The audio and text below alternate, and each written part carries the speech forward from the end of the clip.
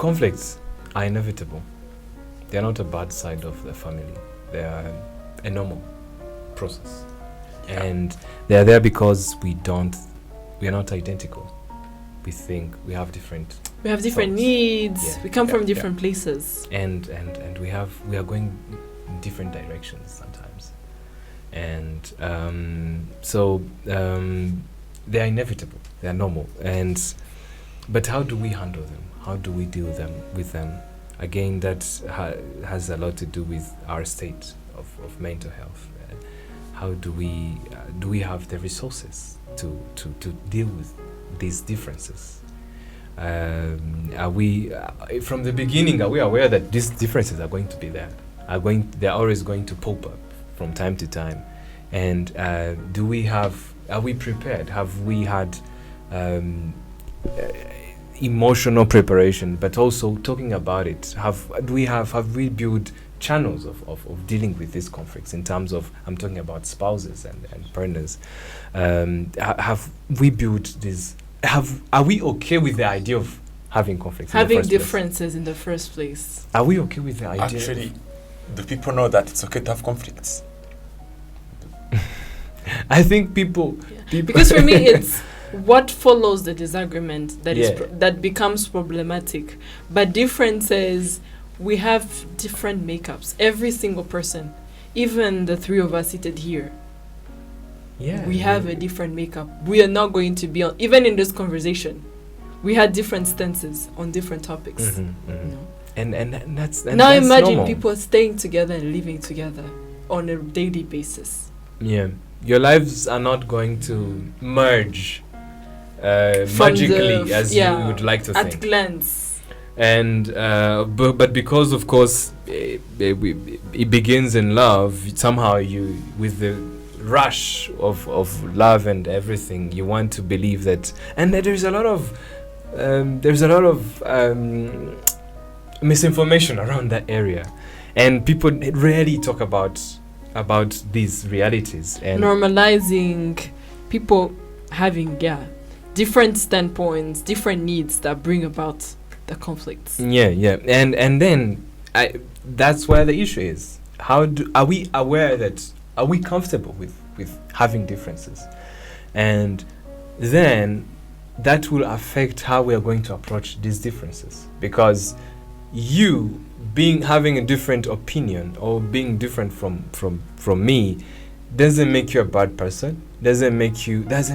It shouldn't make me feel like you've betrayed our trust or anything. And I've as you talked about divorce in Rwanda and how these family conflicts are playing a role. I think people are starting to realize. I think divorce is the family structure in Rwanda has always been affected, especially after genocide, and people are starting to be aware of legal matters. And then when you look at the rapid increase, I was reading, I think it's 2016, it was 21 divorce cases. I think that's abnormal. It was not. Yeah. Before we think about divorce rates being so many, 21 cases for millions of people. It sounds abnormal. Mean. Yeah. So the issue has to be somewhere else. It's not that like people in 2016 were not conflicting. Yeah. That's only like 9 years. So there is awareness of legal matters. There is awareness of alternatives. And so the number has dramatically increased because of that awareness. It's not, in these 9 years, I don't think it's something magical has happened to affect the families. But there was a lot of informal separation, and now people are resorting to formal separation. And so the issue, again, now everyone is talking about divorce. But the issue is not divorce. People have already, if you look at the abuses, the rate of homicides in 2016, I'm pretty sure it was far well above 21. Some families were far badly off than these 21 divorces we are looking at. And even today, even if we are in thousands, there's a lot of issues bigger than divorces. I would argue like that. And so the problem should be, let's not focus. A lot of people are talking about divorces. A lot of people in church settings, in professional settings, on a national level, people are talking about divorces. But the cry is not about divorces. The cry is the problems. People are suffering within their families, within their relationships. And what is being done, I don't see it as much compared to the burden that is.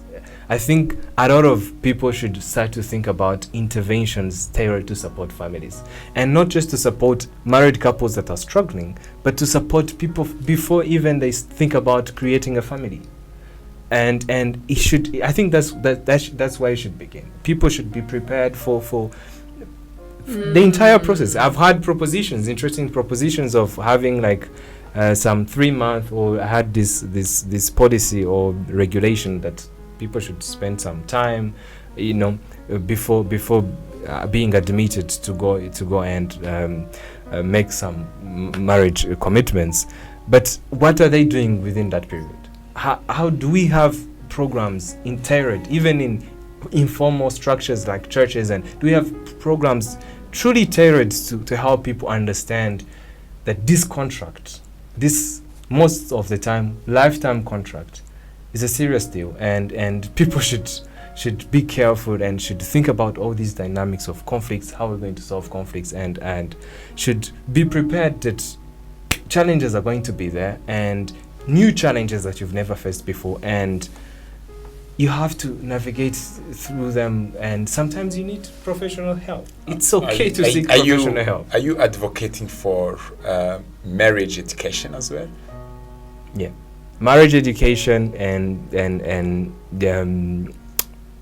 relationship education. See, I think you talked about earlier on emotional education, but I look at it as rather relational education, because we are relational human beings. I think emotion is one aspect under relational education that we have to maybe be aware of, but I think the bigger umbrella should be relational. Yes. And there's a lot of cries against the consequences as usual, but little is being done about that. Little is being done about this industry of relationship education. And people, surprisingly, relationships are a big part of our life, but we invest solely to know and to learn and to understand the dynamics. Build them, because we know the whole buzz around emotional intelligence, and trust me, I'm a big fan. But I also feel like relational intelligence should also be embraced and given time